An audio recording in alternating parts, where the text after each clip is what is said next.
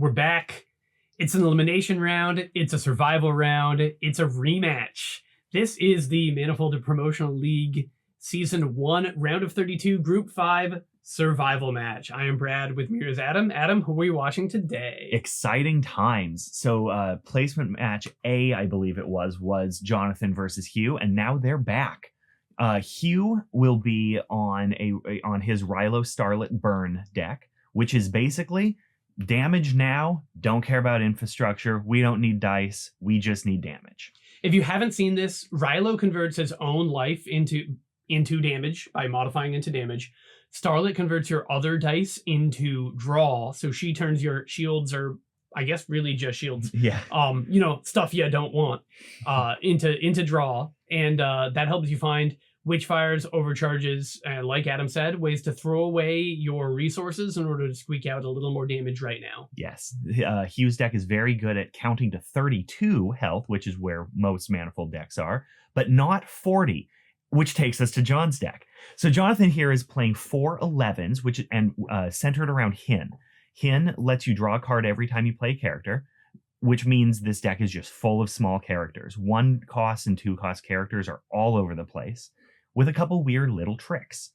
But importantly, it has 40 health. Yep. 4 11s, each one has 10 health, and even more than that, Yusith usually makes 1 or 2 extra health by eating your opponent's damage dice. So let's call it 42. So he's like 42, which is 10 more than 32. A big ask for Hugh. Yeah. And this Hin deck, it plays a lot of little fiddly guys that don't matter, and then it plays just a couple things that makes your little fiddly guys that don't matter kind of matter. Yeah. Things like Remembrance, making your guys roll an extra black when they die. The Ascended being heavily discounted because you're tactical rerolling a lot and you're using things like Relic Seeker and Giorno to fill your discard. And Orchestral Conductor, just putting a pile of red counters on your cheap guys. In theory, Jonathan has time because he's got so much health. He's going to turn that time into a huge board that will eventually wear down Rylo. Yes, and we'll see how that goes for him in this rematch. But before we get down there, it'd really help if you liked and subscribed to this video. That'll get the video out to more people through YouTube's algorithm. Engagement is what pushes it, and that's what we're here to do. Yeah, and we're finally selling this game to retailers. It's actually still in pre-order. It's going to come out in 3 weeks or something like that. Right. But if you found this game and you want to play it, the best thing you can do for us is tell your retailer, your favorite LGS, that you want to buy it and you want to buy it from them. Yep. We're going to make it worth their while. We have great incentives. They need players. You're a player. Let's make this happen. Excellent. All right, we're down at the table, and we're starting off with Hugh with an automated lieutenant.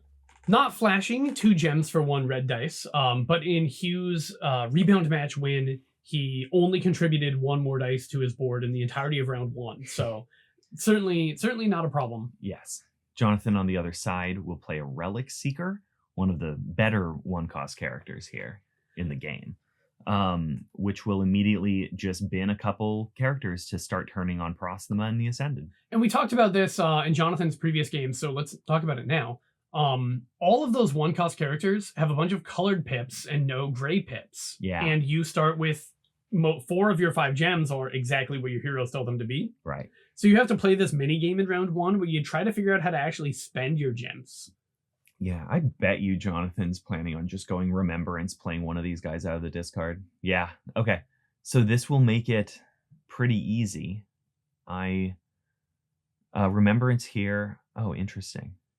Yeah, it wouldn't have given him the free gem anyway, because it would have been playing an off-color thing. Yeah, he would have had a chance to play that Surveillance Drone, but it looks like he wants the 1 blue gem for probably a Clothbound Apprentice. Probably a Battle Mage. Yeah, that makes more sense. Yeah, let's go with that. Hugh will be playing 2 automated lieutenants this round, which, like you said, not flashy, but they're red dice, and Hugh gets to get some cool timing tricks out of them. Like here, where he will resolve 2 damage into... Looks like he's going into Prosthema first. Yeah, interesting. So Yusith, like we mentioned, gives you about 2 more health because he can take 1 damage while eating a 2. Yeah. But that means very often you're priced into killing your opponent's Yusith first. Right. Because you really don't want them to get a 3rd activation of it. Yeah, and so if he was going into Prosthema first, this Yusith might become a real thorn in his side, as maybe right now Yusuf will activate to eat that 2 damage. That type of thing. Yeah, exactly. Will continue happening until Hugh eventually deals with Yusuf. So, like you said, Federation Battle Mage on Jonathan's side will create a decent number of dice, and now Jonathan's just going to be activating all his guys, making a bunch of dice, and Hugh will find 7 total, it looks like here. And Hugh is very often going to dig in. He's got a bunch of tempo tricks. He usually goes tall on a small number of objects. And on top of that, Jonathan goes very wide. Exceptionally wide. So if Jonathan ever digs in this matchup, we'll make a note of it. We'll shout. It will be interesting. Hugh's still got 1 Ruby mine up, which means he could overcharge here, which would let him kill one of his opponent's heroes. Okay, so it's a radar servo, not an overcharge. That's fine. Interesting. That modify won't do all that much. Yeah, you could turn one of your modify into a shield, and then you can just decide later what you're doing with it. Because if you're going to modify it to damage, you can do that anyway. Right. And radar servo will roll a draw. It's actually pretty good. It's actually I do think that is, other than damage, that's one of the better outcomes. And not in this matchup. Yeah. I mean, Hugh has 7 cards in his hand. Oh, right. Hin. I guess there's a radar servo. He has 6 cards in his hand. My bad. We're playing a Hin matchup. Yes, everything is different. Everything is different. Wonky. Yes. Hin is a very polarizing card. It changes how you play the game. Assuming Jonathan uses Hin's ability every time. Yeah, and he used it twice this round. Yeah. Which makes sense because you played 2 characters. Yeah, that'll do it. Which means Hugh can probably tactical reroll here if he really wants to. But he's just going to modify into 2 damage. Just not be greedy. So it looks like Hugh's going to find 5 damage here, which will put, Proxima to 3, probably? He may have been reminded about Yusuf. Sure. It wouldn't surprise me if you put this damage into Yusuf. All right. No, going for Proxima. Yeah, there we go. Proxima to 3. Yeah, get her before she starts rolling yellow dice. Seems fine. And honestly, there's a very fine chance that from here Hugh is able to defeat Proxima and Yusuf both in next round. And in that world, he's still got his full, Yusuf only activated twice. Sure. Yeah, that makes perfect sense. All right. If you're Hugh, I think that's what you're hoping to have happen. But Hugh will be done here and digging in momentarily. Jonathan's still got a bunch of dice resolution to do. Wow, draw 4. Yeah, that's peculiar. Yeah. But he had a not terribly smooth round 1. Right. He wasted the Remembrance Gem. Yeah. Which counts as not terribly smooth, I suppose. Yeah. I mean, when you're going to draw an insane number of cards, you want to make sure you spend every gem. Yeah, that's true.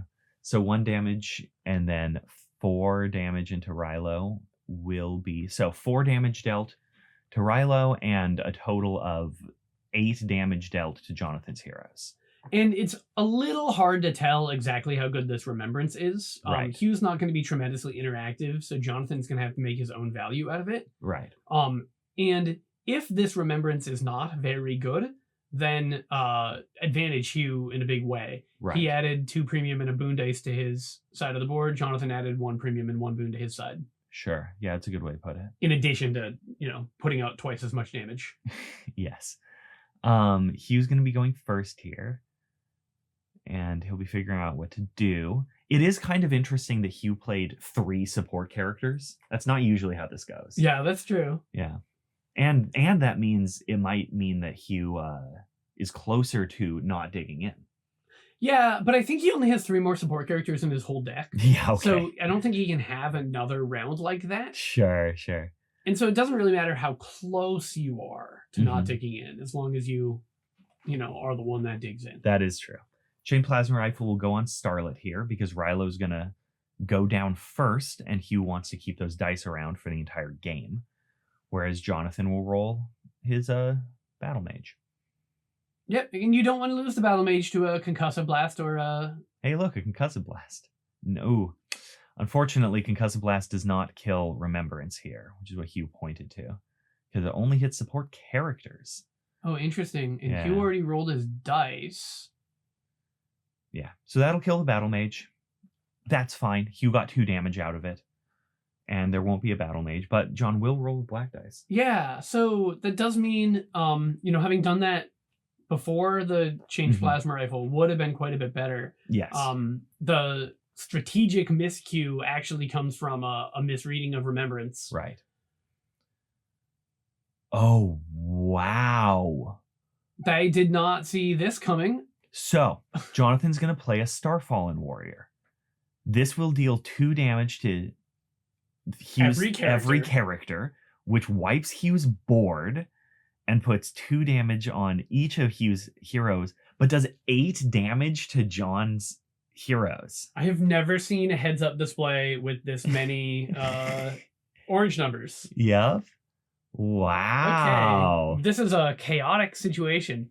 So I guess Hugh really finds himself back where he's used to. Yeah. With only his 2 objects. Yeah, we don't need any of those stinking support objects. But he got all of his gems that he spent last round are gone. He didn't activate any of them. No, he didn't. Okay. So John took an extra 4 damage there compared to Hugh, but did a good killed 2 red dice and a black dice? Yeah, I have absolutely no idea what the advantage is here. Yeah. That's the kind of play I want to write an essay on. Yeah, that's crazy. All right. Okay, all right. Back to the action. So he was going to activate Starlet and choose not to draw, and then Clothbound Apprentice for Jonathan will shield Prosthema, who is at 1 health. Life totals are currently tied at 24.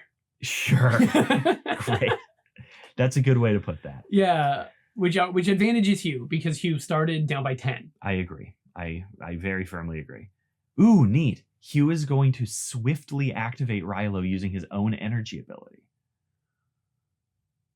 Maybe hoping to roll hot and kill Yusuf here. Oh, that would have been very nice. But he's 1 off.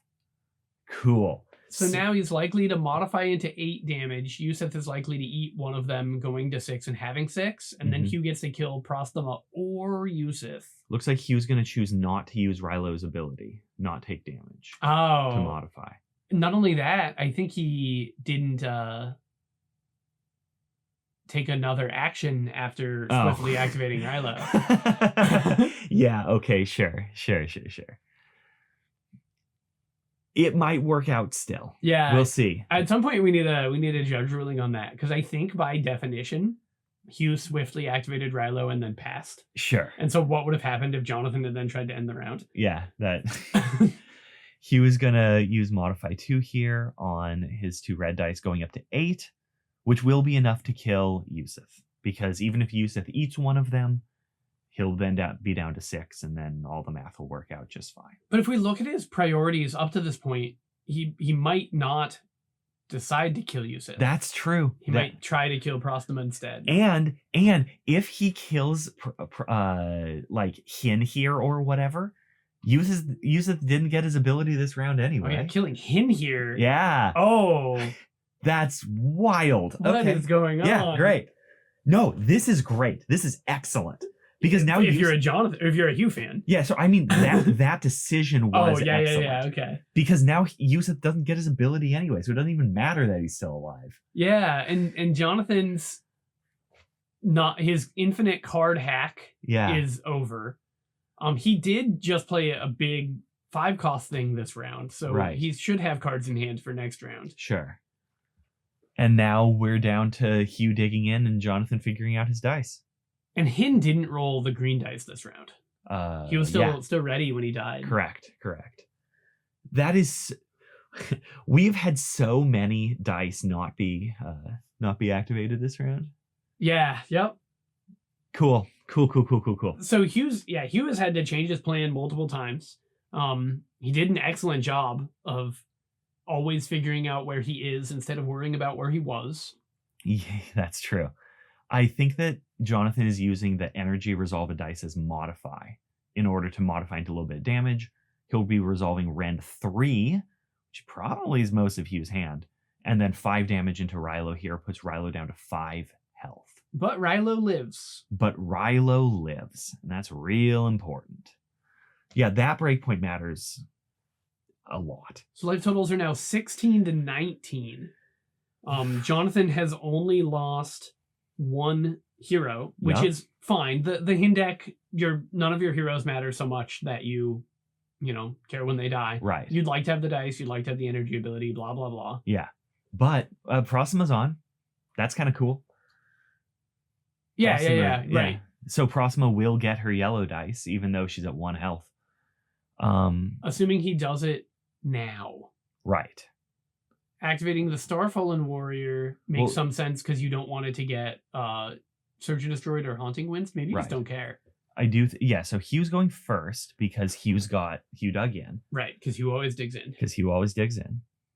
And we'll see what he chooses to do with that time. Oh, are we going to Haunting Winds the Starfallen Warrior? No. Okay, great. Oh, even better. Wow. That's so good. Earthbinder is going to exhaust the Starfallen Warrior. That's crazy value. Yeah, okay. So that's yeah, Starfallen Warrior. That's real good. Not Starfallen Warrior.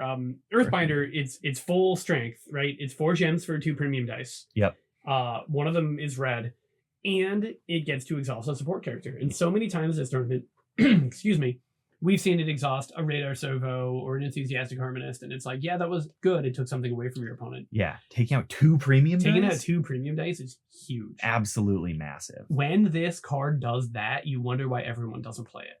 Yeah, and then you look at a bunch of green decks, and a lot of people are playing it. So Jonathan's going to answer with a Remembrance, which will play a Clothbound Apprentice out of the discard, classic, which will shield Goyerner.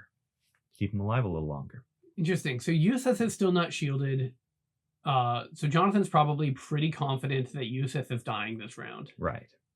He's going to roll his 3 red dice off of Rylo, and it looks like he's not going to modify. Yeah, I guess taking a damage to modify into 2 and then getting it eaten by Yusith is not a terribly attractive notion. Another Remembrance will play a Federation battle. That's hot. That is nice. Yeah. So now eating this Clothbound Apprentice will net 3 black dice off the 3 Remembrances, and they're all and it's damage. 3 damage. Wow. Very nice. Yeah. So now playing a couple small guys and then a Starfallen Warrior could be enough black dice to win John the game if we get, Yeah, Jonathan needs to find himself in a board state where playing a Starfallen Warrior doesn't lose him the game, though. There's still 3 bodies left and not a lot of life total between them. That is very true. It's just exciting when there's 3 Remembrances in play. It is, yeah. Just like a string of Clothbound Apprentices next round would be very good for Jonathan. Yes. So Starlet here will roll a whole pile of dice, but only 4 damage. We got 3 modify, so that, That makes 9 damage if you modify and resolve and there's no disruptions. Now, there's Yusith. There is a disruption. Right. And it looks like Hugh chose not to draw using Starlet's ability. Which I think is right. You have just the right number of dice to modify. Assuming that he has a way to spend those 3 gems. Oh. Okay. Good point. Yeah. He's still got stuff to do, probably. Yeah, the Earthbinder was just so powerful that it felt like a whole round worth of action. Right. So I assumed he had, taken a full round worth of actions. Yep. Modify 3 here is probably just making 2 damage, 2 damage, 2 damage. Yeah, there we go. That's what we're here to do. So 2, 4, 6, 8, 10 damage on Hugh's side. Yeah. Yusith probably eats 1. Which would put Yusith to 6. And then Hugh, unless he's got another card, well, he does. So he has a Witchfire and a Haunting Winds in his hand. Sure. And I think that Witchfire is exactly enough for this damage to parlay into killing both Yusith and Proxima. I agree. Very nice. John's going to resolve 1 damage, 2 damage, 1 damage into Rylo here. That was taken off that wasn't taking off the shield. Nope, that's just a damage. It was the off type. It was the mental. Yeah. Yeah. Okay. And Jonathan's really not activating Yusith as soon as he is able. Yeah. It's always autopilot for me. As soon as you see a 2 damage, you activate Yusith. Yeah, just get your value right now. I haven't found a thing that makes it better. Sure. Right? Because that's why you would not want to do it. It might be better later. But when you don't do it, sometimes it's worse. Like you get to not activate your Yusith at all. Yeah. And if you're yes, I agree. Get your Yusuf in, folks, before he dies. He's real good when you do so. Witchfire and 3 damage will take care of Rylo here. And we're going, like you said, Hugh's Witchfire to kill Prosthema is pretty big game. Yeah, and actually, because the Yusuf wasn't activated, right? Just the dice on the table kill Prosthema. Yeah, that's true. Huh? Yeah. So Yusuf would have forced Hugh to use his Witchfire, basically. And I anticipate that Hugh is still going to use the Witchfire. Yeah, it's probably true. He might save it for next round for a Witchfire Haunting Winds. Yeah, that's entirely possible. But we'll see. We will certainly see. Hugh could even no, never mind. That's nonsense. John is going to activate Federation Battle Mage here. Hugh will finish off Prosthema. Gjorner's energy ability is no good here. It's remove a shield from a support object. Yeah, that's not what this matchup is about. Not even a little bit. So Hugh is going to... Wow. Yeah, so sorry, it's just this... this got very weird. But Hugh is going to be digging in. Maybe not right now. He'll probably be waiting to receive damage before digging in. But Jonathan is going to be just figuring out how to use these last kind of weird dice. Yeah, so Jonathan's going to have 8 health, and Hugh's going to have 14 health going into the last round. Hugh got rended. Hugh got rended 1, which means not having played that Witchfire means Hugh gets to keep a Haunting Winds. Which means not having activated the Yusuf means your opponent gets to keep a Haunting Winds. That's crazy. Oh, yeah, all these little edges, that matters so much. So often it's but it's 1 damage, whatever. But you don't know that 1 damage might be 1 card, that 1 damage might be 1 action. Right. And those things can have some really sweeping impacts on the game. Yeah, the difference between having a Haunting Winds and not having that Haunting Winds is monumental. So probably, assuming Hugh ends up doing something with it. So logistics here is how Hugh's going to start round 4, is it? Yeah, round 4. Rolling a whole mess of dice. So we've seen Hugh several times go down to just having Starlet, and he's basically limping into the end zone. But here, the Starlet's rolling 6 premium dice. Yeah, this is a real good Starlet. Yeah, Hugh is still... He's got a commanding lead. If Jonathan can not take 8 damage this round and Jonathan actually gets to enjoy his whole round, those 3 remembrances can go a long way. They certainly can. I wouldn't be surprised if Hugh just modifies into 4 damage here and starts shooting damage into Goyner and making John have something defensive. Just force you to have it. Because Hugh also, he did resolve Starlet's draw ability there, and he drew an overcharge. So he has an overcharge and a Haunting Winds in his hand. That's so much damage. Yeah, modify 2 here. Yeah, so 14 is what he's showing. Jonathan needs to prevent 7. Sure. That's a mighty tall order. Also, Jonathan hasn't taken an action yet. Yeah, because Hugh swiftly activated Starlet, resolved Starlet's ability, resolved modify. Very nice. So Hugh's like, okay, you need to stop 7 damage right now. What's your first action? Jonathan's like, I'm going to heal 2. And he was like, no, I have overcharge. Well, there's still a shield. Oh, yeah. Okay, so 2... Okay, all right. Yeah. The shield makes this a lot more interesting. Yeah, okay. I thought that it was simply over. Yeah. So one of these 2 damage dice is going to take off that shield. And Jonathan doesn't have any more defensive tools in his hand. He does have an action, though. He's got blue dice and he's got red dice. Yep. Those can roll shields and sabotage. Unfortunately, purple and black dice do not. And Jonathan doesn't know he's dead, right? It's the overcharge and the Haunting Winds that make him dead. Yes. No, Hugh. Okay. Hugh's going to just resolve 6 damage without the overcharge. That's okay. Which means now, if Jonathan had a Federation Arborealist, he would actually be able to squeak past devastating for Hugh, but that's okay for Hugh. Jonathan's going to roll a white dice here, and Hugh has the Haunting Winds. Okay. Wow. We got there. So Hugh got absolutely battered by Jonathan in the placement match. Yeah. And he comes back with a vengeance. Hugh is able to squeak out exactly the damage that he needed to kill this Yorner. And then he shows, and look at all this removal I have. Yeah. You would have rolled 6 black dice, so I don't actually want to do that. That's really funny. Yeah, and that's kind of what Remembrance is for, right? Preventing your opponent from killing your support characters. Okay, so now we know the results of Group 5 are Hugh and Noble. So Hugh is the 10th player to advance to the round of 16. Congratulations, So Hugh. we're getting pretty close. We're almost done with our round of 32. Yes, we are. So that's the end of Group 5. Yep. Thanks you so much for playing Jonathan. Loved watching you. Yes. Thank you so much to our spectators for watching Jonathan. I'm sure you loved watching him too. Yes. Yeah. All right. I guess that's that. Great. Thanks for watching, guys. Group 6, first video will drop fairly soon. We'll see you there. Let's go.